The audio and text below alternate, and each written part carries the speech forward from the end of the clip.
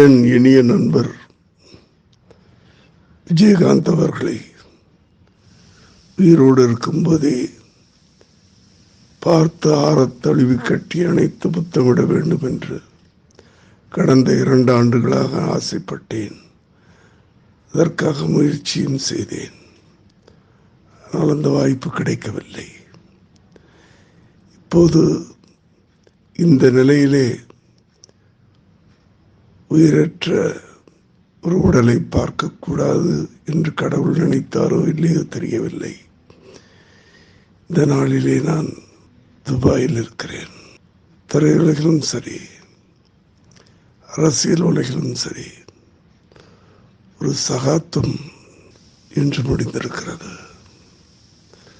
அதற்காக கண்ணீர் சிந்துவதை விட எனக்கு வேறொன்று மொழி தெரியவில்லை.